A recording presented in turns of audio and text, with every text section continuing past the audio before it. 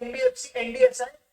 Non deposit taking systematically important. एक बार देख लो क्या क्या है। एनबीएफसी कितने प्रकार की है? एक है एनबीएफसी डी, एक क्या बेटा एनबीएफसी डी, दूसरी क्या है एनबीएफसी एनडी, तीसरी क्या है एनबीएफसी एनडीएसआई। एनबीएफसी डी यानी वो एनबीएफसी डिपॉजिट ले सकती है, आप अपना पैसा जमा कर सकते हो। दूसरा क्या है एनबीएफसी एनडी यानी जो डिपॉजिट नहीं लेती है, आप अपना पैसा वहां पे नहीं जमा कर सकते, जस्ट लाइक मुथूट फाइनेंस। आप वहां पे अपना कैश डिपॉजिट नहीं कर सकते, आप सिर्फ वहां पे क्या करोगे गोल्ड दोगे और बदले में लोन ले लोगे। तो वो क्या होगा एनबीएफसी एनडी। और तीसरी क्या है एनबीएफसी एनडीएसआई। एनडीएसआई यानी non deposit taking systematically important. अब ये सिस्टमैटिकली इंपॉर्टेंट का मतलब क्या हुआ? वो इन लोग क्या कर दिया है, सुन लेना यहाँ पे, सुन रहे हो क्या? इनने एनबीएफसी एनडी के दो बाइफर्केशन बना दिए, एक बड़ी कंपनी और एक छोटी कंपनी। जिस भी कंपनी का अभी अपन पढ़ेंगे तुम्हारे कोर्स में एक देखेंगे कि एक लिमिट रहती है, इतने लिमिट के आपके पास एसेट ज्यादा हो गए, इतने हजार करोड़ ज्यादा के आपने एसेट हो गए, इतने ज्यादा करोड़ के आपके पास आपने लोन दे दिया, इतना अगर आप बड़े साइज के होते जाते हो तो आप क्या बन जाते हो एनबीएफसी एनडीएसआई। क्या बन जाते हो एनबीएफसी एनडीएसआई। ऐसा यानी कि सिस्टमैटिकली इंपॉर्टेंट। बड़े फंड्स वाली कंपनी, बड़े डिपॉजिट वाली कंपनी, ज्यादा बड़ी कंपनी क्या बोलेंगे एनबीएफसी एनडीएसआई, और छोटी को क्या बोलेंगे बस एनबीएफसी एनडी। नहीं आया कि आया? फटाफट बोलो पक्का। आओ एक एक करके अब देखते हैं।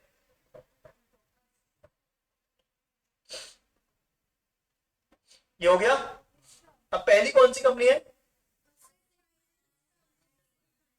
Asset Finance Company. An asset finance company which is a financial instrument carrying on as the principal business of financing of physical assets, supporting productive economic activities such as automobiles, tractor, lathe machines, generator sets, earth moving and material handling equipments, moving on own power and general purpose industrial machines. Principal business for this purpose is defined as the aggregate of financing real physical assets supporting economic activity. तो बाजू में लिख दो कौन से बेटा real physical assets, वो भी कौन से जो सपोर्ट करते हैं किसको बेटा इकोनॉमिक एक्टिविटी को। इसका मतलब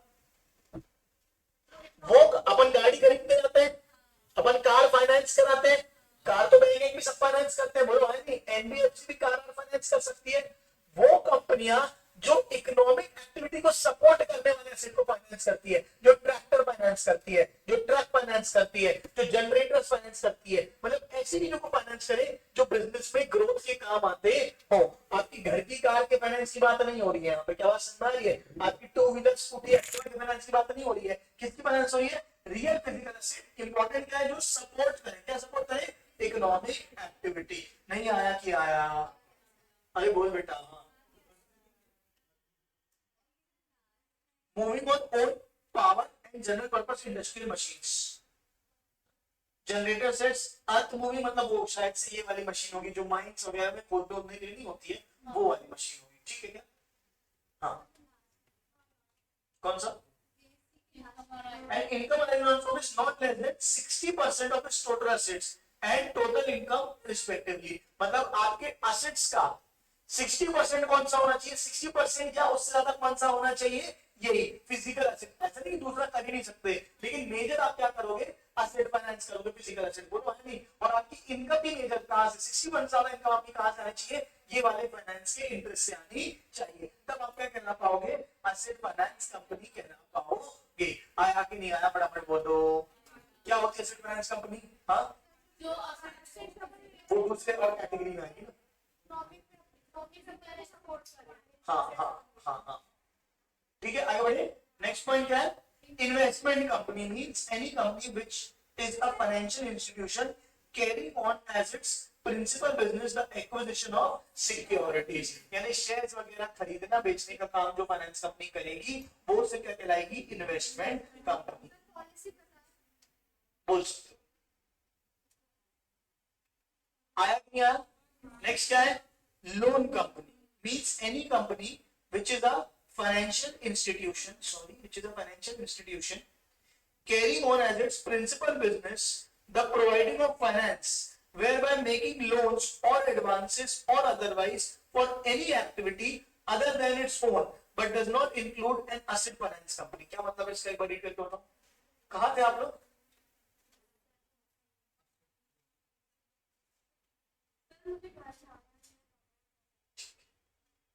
आप लोग कहां थे बेटा? किससे पूछ के आप 11:15 की क्लास में 12:20 में आए बेटा. तो अगर अपन जो भी है, मेरी क्लास तो 11:15 का टाइम था, 12:20 पे आए अपन. चलिए हाँ, लोन कंपनी पढ़े और पढ़ के बताएं क्या होता है. जल्दी रीड करके बताओ क्या होता है.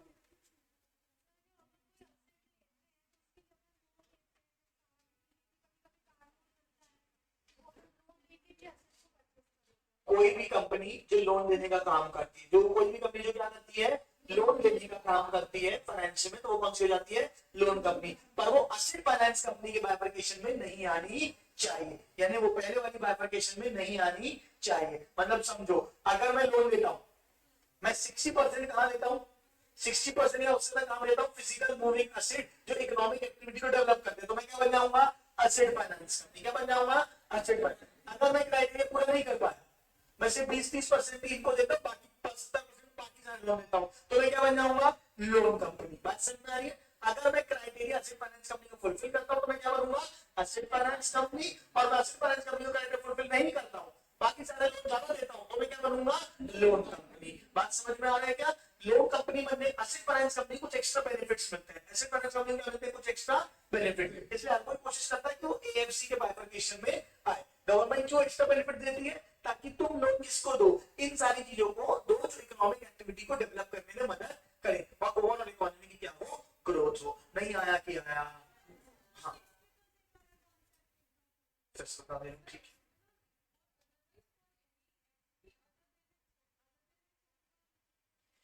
देखो, means any company which is a financial institution carrying on as its principal business the providing of finance, whether by making loans or advances or otherwise for any activity other than its own. मतलब यहाँ पे मतलब होगा कि खुद काम ना करके सिर्फ लोन प्रोवाइड करना इनका मेजर काम होना चाहिए.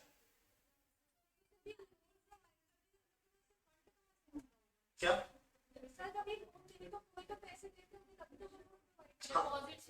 डिपॉजिट लेने या लोन कंपनी ऐसा नहीं है कि डिपॉजिट टेकिंग नहीं हो सकती है, डिपॉजिट टेकिंग भी हो सकती है, और भी बहुत सारे सोर्सेज होते हैं जो ये लोग चीजें गिरवी रख रखे बहुत सारे काम करके लेते हैं.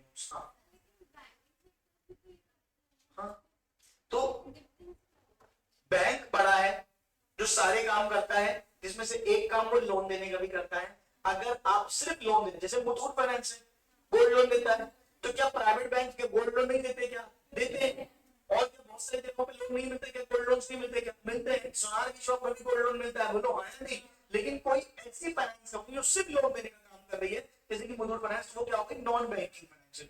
बैंक सारे काम करेंगे, एनबीएफसी स्पेसिफिक काम करेगी. बात समझ में आ रही? अगर आपकी बैंक बनाने की ताकत नहीं है तो एनबीएफसी बना लो छोटी. बात समझ में आ रही? बजाज फाइनेंस, आप क्या करते हो, गाड़ियां खरीदते हो, मोबाइल खरीदते हो, सब क्या है, बजाज फाइनेंस में क्या करता है, आपका क्या करता है, एक तरीके से लोन प्रोवाइड करता है. बंधन आपसे क्या लेता है, इंटरेस्ट. अब फंडिंग कहां से आती है, उसके पास पैसा कहां से आता है, उसके बहुत सारे तरीके. उसने अपने शेयर्स बेच रखे, मार्केट में कैपिटल लंबी लगाई है, शेयर्स वगैरह से प्लस में उस पैसे को यूज करते हैं. अब तो आप क्या करते हो, बजाज फाइनेंस में जाके एफडी भी करा सकते हो. तो यानी बजाज फाइनेंस क्या हो गया, डिपॉजिट टेकिंग हो गया. क्या हो गया, डिपॉजिट टेकिंग. क्योंकि बजाज फाइनेंस में आप क्या करा सकते हो, एफडी करा सकते हो. आ रहा है कि नहीं आ रहा है? तो ये होता है. क्लियर है क्या? Infrastructure finance company IFC is a NBFC which deploys at least 70% of its 75% of its total assets in the infrastructure loan, has minimum net owned funds of 300 crore. खुद का फंड कितना होना चाहिए, कम से कम 300 crore. has minimum credit rating of A or equivalent and CRAR of 15%. ये सब क्या कहानी है, एक बच्चे ने वो भी पूछा था, फिर से बता दे रहा हूँ. 60% वाला.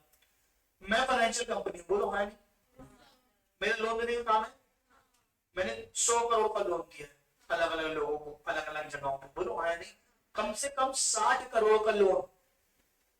कितना बेटे, कम से कम 60 करोड़ या उससे ज्यादा का लोन अगर मैंने किसी फिजिकल असेट के लिए दिया जो काय के लिए मदद करता है, इकोनॉमिक डेवलपमेंट के लिए मदद करता है, तो मेरा नाम क्या हो जाएगा, एसेट फाइनेंस कंपनी। तो मेरा नाम क्या हो जाएगा? Asset finance company. अगर मैंने 60% से कम दिया, 60 करोड़ से कम, मैंने मान लीजिए 30 करोड़ दिया और 70 करोड़ बाकी दुनिया जमाने में दिया, तो मैं क्या हो जाऊंगा? Loan company. क्लियर है क्या? अगर मैंने 75% कहां पे दिया? इंफ्रास्ट्रक्चर के लिए। कहां पे दिया बेटा? इंफ्रास्ट्रक्चर, यानी कि बिल्डिंग बिल्डिंग बनवाने के लिए, बोलो हाँ नहीं, है ना, इंफ्रास्ट्रक्चर डेवलप करने के लिए। और ऐसा छोटा मोटा नहीं, अब मैंने दिया ही मान के चलो कितने का? 50 करोड़ का। और 50 करोड़ का 75% क्या बोल दे रहा हूँ कि इतना मैंने काय के लिए दिया है? इंफ्रास्ट्रक्चर के लिए। तो मैं क्या बोल रहा हूँ? मैं तो इंफ्रास्ट्रक्चर फाइनेंस कंपनी हो गया। छोटी मोटी कंपनी इंफ्रास्ट्रक्चर फाइनेंस कंपनी नहीं हो सकती। उसका नेट ओन्ड फंड यानी नेट वर्थ या नेट एसेट्स वैल्यू कितनी होनी चाहिए? कम से कम 300 करोड़ से ज्यादा। ओनर्स फंड कितना होना चाहिए? कम से कम 300 करोड़ से ज्यादा। और उसकी क्रेडिट रेटिंग क्या होनी चाहिए? ए। समझते हो क्रेडिट रेटिंग क्या होता है? कोई भी जो लोन देता है, कोई भी कंपनी है जो लोन लेती है, देती है, उसकी क्रेडिट रेटिंग दी जाती है। गवर्नमेंट की एक एजेंसी है जो क्रेडिट रेटिंग देती है। कैसे देती है? Triple A, double A, triple B, double B, B, ऐसे। जो ट्रिपल ए है वो सबसे अच्छी कंपनी, वो आपकी क्रेडिट को वो एक पूरा एनालिसिस करते हैं कि इनके पास कितना पैसा है, क्या सिचुएशन है। ये कभी भी आपका डेट, ये इसकी सिचुएशन, फाइनेंशियल सिचुएशन सबसे अच्छी है, ये कभी भी डेट का डिफॉल्ट नहीं कर सकती, इसकी इतनी अच्छी सिचुएशन है। तो ये कौन सा हो गया? Triple A. नहीं आ रहा है? क्या आ रहा है? फिर क्या है? जो सबसे अच्छी है लेकिन थोड़ी काम, तो डबल ए, फिर ए। ट्रिपल बी तो बर्बादी होते हैं, बोलो हाँ नहीं। तो अगर आपको इंफ्रास्ट्रक्चर कंपनी बनना है तो आपकी जो रेटिंग है वो क्या होनी चाहिए? एटलीस्ट ए तो होनी चाहिए, ए या उससे ऊपर। बी में गए तो फिर आप इंफ्रास्ट्रक्चर फाइनेंस कंपनी का दौरा अपना खोलोगे। और CRAR यानी कि return on investment type something कितना होना चाहिए? 15%। आपका रिटर्न कितना आना चाहिए? कम से कम 15% का। आया कि नहीं आया? सॉरी, क्या? Capital to risk weighted asset ratio, कितना आपके एसेट लगे हुए हैं और उसमें आपका कितना कंपैरिजन क्या है? रिस्क है। क्या समझ? वो क्या होता है? CRAR। क्या होता है? क्या होता है? क्या होता है? CRAR। कितने एसेट के बदले आप कितना रिस्क लेते हो। क्लियर है? और ये रिटर्न के बेसिस, ये कैलकुलेशन होती है रिटर्न के बेसिस में ही होती है। इसमें रिटर्न भी एवरेज याद रख सकते हैं। नहीं आया कि आया? फटाफट बोल दो। हाँ, कितना कितना रिस्की एसेट्स में पैसा लगाया हुआ है हमने, उसके बदले में आप कितना रिटर्न कमा रहे हो। आया क्या?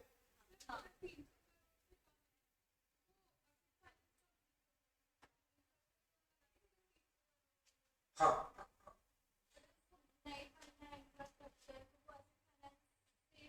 देखो क्या होता है ना, आइदर और नहीं हो सकता। एक बात को समझने की कोशिश करो यहाँ पे, ये सिर्फ ABCD नहीं है, 25 चीजें और हो सकती हैं। क्या बात समझ में आ रही है? कि इंफ्रास्ट्रक्चर नहीं है तो एसेट फाइनेंस है क्या? नहीं, एसेट फाइनेंस एक अलग बिजनेस है, इंफ्रास्ट्रक्चर फाइनेंस एक अलग बिजनेस है, लोन एक अलग बिजनेस है, और जनरल NBFC भी एक अलग बिजनेस है। बात समझ में आ रही? ऐसा नहीं कि इंफ्रास्ट्रक्चर नहीं बनता तो चलो ये बन जाते हैं, अच्छा ये नहीं तो ये बन जाते हैं। आप क्या बनना चाहते हो, आपका बिजनेस किस नेचर का है, उस पर डिपेंड करेगा। नहीं आएगा बस में? हाँ, अगर आपको एसेट फाइनेंस बनना है तो 60% ज्यादा कहां लगना पड़ेगा? इकोनॉमिक एक्टिविटी वाले फिजिकल एसेट्स में। फिजिकल एसेट्स तो इकोनॉमिक एक्टिविटी के लिए यूज होते हो, ठीक है क्या? लोन कंपनी तो आपको लोन देना पड़ेगा, इन्वेस्टमेंट कंपनी को आपको क्या करना पड़ेगा? सिक्योरिटीज बेचने का काम करना पड़ेगा, इंफ्रास्ट्रक्चर कंपनी को आपको 75% पैसा कहां पे लगाना पड़ेगा? इंफ्रास्ट्रक्चर फाइनेंस में। प्लस 300 करोड़ आपका क्या हो जाएगा? नेट ओन्ड फंड होना चाहिए। और CRAR कितना होना चाहिए? 15%। नहीं आ रहा है? क्या आ रहा है? क्या? जो इकोनॉमिक डेवलपमेंट मदद करता हो, जो हमने वहां पढ़ा, ट्रैक्टर और ये सारी चीजें। क्लियर है क्या? और एक बात प्लीज, मेरी बात को सुनो, छोड़ो यहाँ सुनो। एक बार एक आदमी था, ठीक है,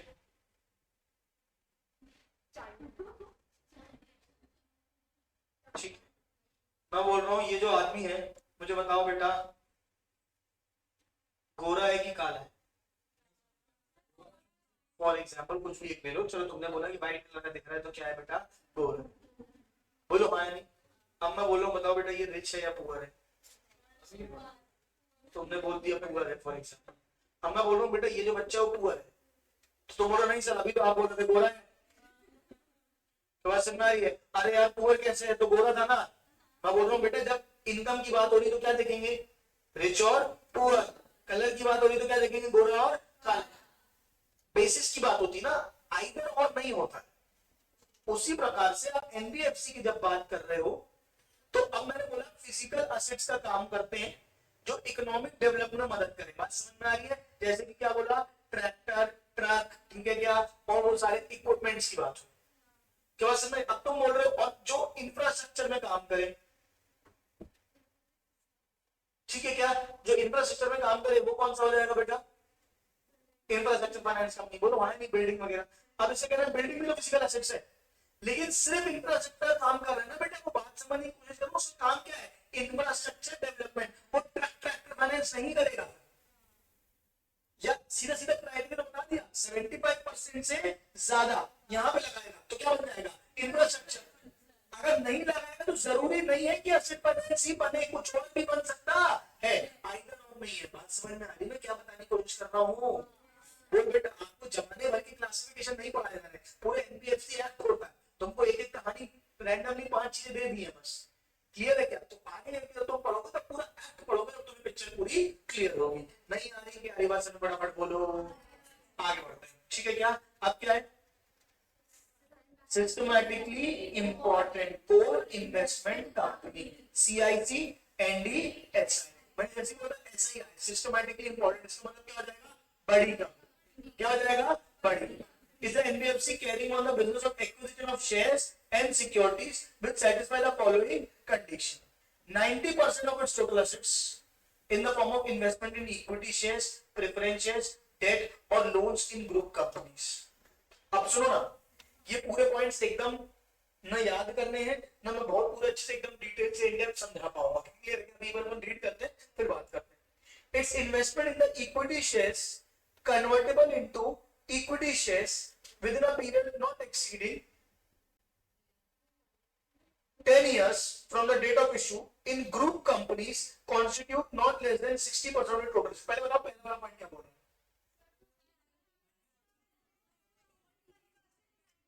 It was not less than 90% of its total.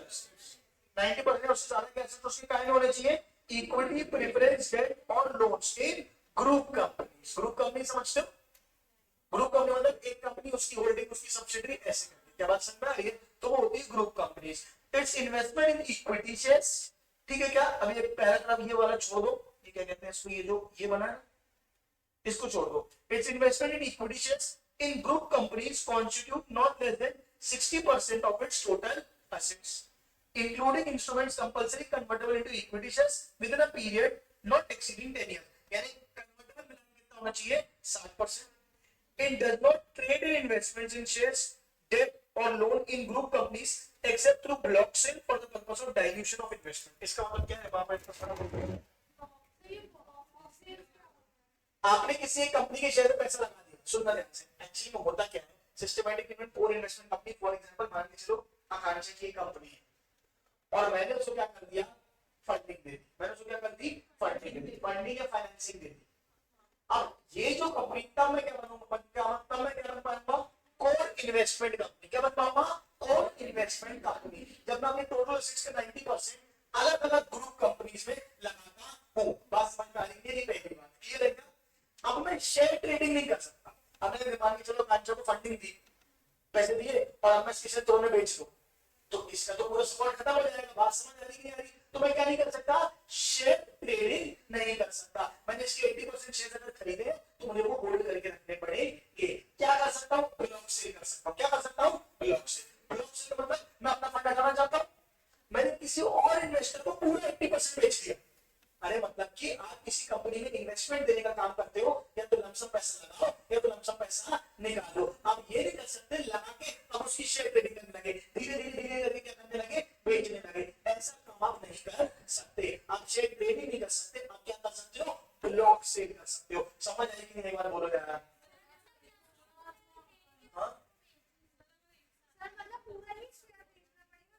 हाँ ब्लॉक, अरे मतलब पॉइंट ये, ब्लॉक सेल आप नहीं कर सकते हो, ट्रेडिंग नहीं कर सकते। ट्रेडिंग में क्या होता है? ब्लॉक सेल में बहुत फर्क होता है बेटा, समझना ध्यान से। मैंने इसको फंडिंग दे दी, शेयर डाल रहे हैं, अब मैं धीरे धीरे शेयर बेचूंगा तो स्टॉक मार्केट में अलग इम्पैक्ट आता है। और जब मैं ब्लॉक सेल कर रहा हूं तो मैंने अपनी फंडिंग हटा के तुमको दूसरा क्या दिला दिया? फंड दिलवा दिया बेटा पूरे 80%। अब मैं तो ये होल्ड करता तुमको 80%, लेकिन तुम्हारे पास एक इंसान के पास है 80%। पहले भी एक होल्डर था, अभी भी क्या है, एक होल्डर है। नहीं आगे क्या है सर?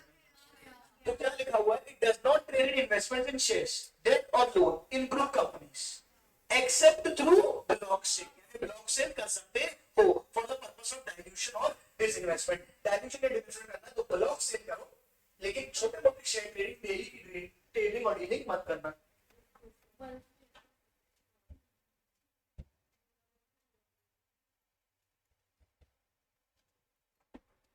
चलो, it does not carry on any other financial activity,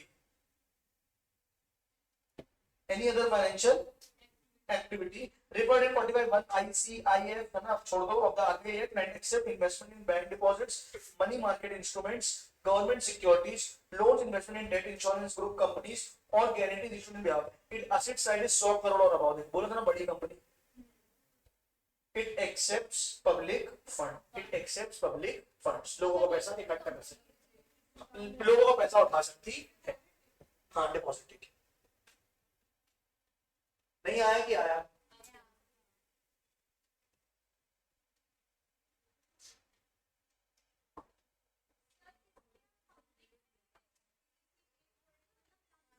हाँ।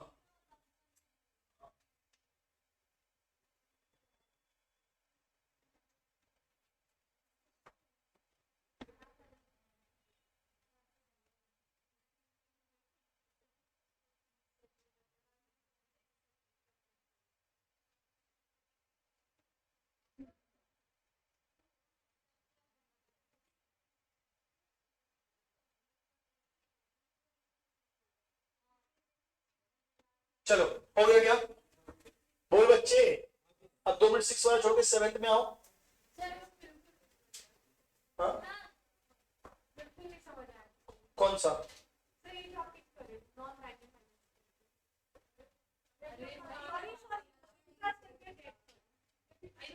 अबे ये आया कि नहीं आया, सिस्टमैटिकली इंपॉर्टेंट को ये आया कि नहीं आया?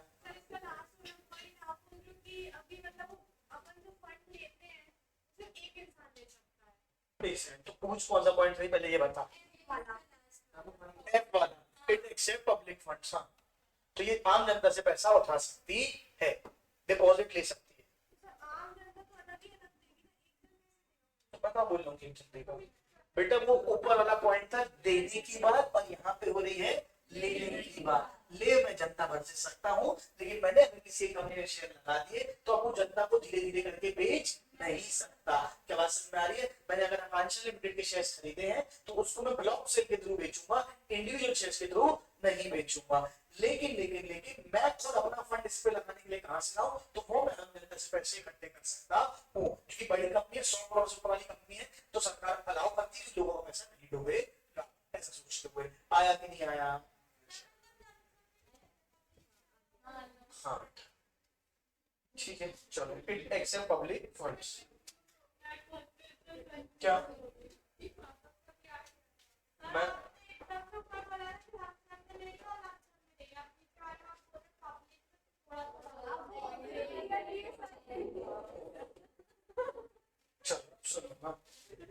एक होता है देखो, और एक चीज मैं ये बताऊंगा, किसी भी चीज को ना ओवर मत खींचना, और वो खींचने के चक्कर में बाकी बच्चे परेशान होते हैं, चीजें बर्बाद होते हैं। देखो सिंपल सी बात है, एक होता है पैसे का आना और एक होता है पैसे का जाना।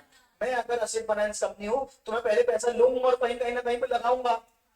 ले मैं पब्लिक से सकता हूं, ये बात समझ में आ रही है? अब मैं पब्लिक से ले सकता हूं, इसका मतलब ये नहीं है कि मैं कहीं और से नहीं ले सकता। मैं बोलता public can accept public fund, तो ये क्या बोल रही, मतलब भैया लमसम नहीं ले सकते? अरे मना थोड़ी कर रहे हैं, इसका पैसा कहीं से भी आ सकता है, चाहे पब्लिक से चाहे लमसम से। बात समझ आई कि नहीं आई? अब इसका काम क्या है? कंपनियों को फंड करना। बोलो हाँ नहीं? अब अगर ये एक्स कंपनी को फंड कर रही है तो इसको कम से कम 89-90% से ज्यादा उसके एसेट्स को फंड करना पड़ेगा। फिर एसेट्स का 90% उसको क्या करना पड़ेगा? अलग अलग कंपनियों को फंड करने में लगाना पड़ेगा। एक बात समझ में आई कि नहीं? जितने भी इसके पास पैसे, मान लीजिए 300 करोड़ है, तो 300 करोड़ का 90% यानी 270 करोड़ रुपए कहाँ लगाने पड़ेंगे? अलग अलग कंपनियों को फंड करने में लगाने पड़ेंगे। ये समझ में आई कि नहीं? बात बोलो हाँ नहीं?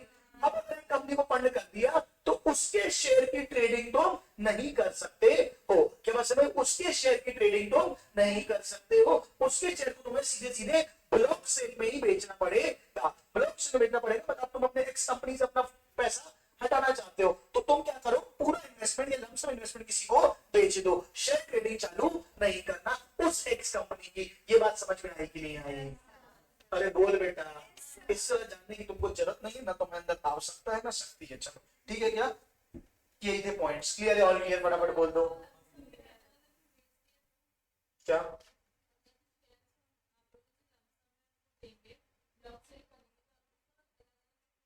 तो आपने प्रोविजन तोड़ दिया, आपके ऊपर पेनल्टी और आपके बहुत सारे केसेस आपके ऊपर लगे। नियम तोड़ोगे तो उसके ऊपर पेनल्टी और बहुत सारी चीजें आएंगी। ठीक है क्या? चलो आगे बढ़े आगे बढ़े आगे बढ़े, फटाफट बोलो। एक काम करो, इतना ही कर लेते हैं आज अपन, बाकी कर ली। मैं एक होमवर्क दे रहा हूँ, ये तो करके ही आना है तुमको। ये टाइप्स ऑफ शेयर्स है डिबेंचर्स वाला, ये पूरा बनना चाहिए। Equity share, capital, authorised, issued, subscribe, paid up, right shares, sweat equity shares, ये बनेगा पूरा। रेफरेंस बोलो, ये मैं क्लास में कराऊंगा ही नहीं, बता दे रहा हूँ पहले ही। डिबेंचर्स वगैरह पूरा पढ़ के आना है खुद से, जो नहीं बनेगा सिर्फ वो पूछूंगा। सुपूर्ति के पहले पहले ये है financial assistance, startup and small, ये है एक, इसके ऊपर का पढ़ के आना है डिबेंचर्स का पूरा। क्लियर है क्या? फटाफट बोलो। यहां से लेके बहुत आधे घंटे का है सिर्फ, शेयर डिबेंचर सब पढ़ी हुई चीजें हैं तुम्हारी। क्लियर है क्या? ये मैं कल पूछूंगा तुम लोग से, जो नहीं पढ़ के आया सोच लेना। कार्तिक पढ़ के आएगा भाई? चलो आज की सब बोलो सत्यनारायण।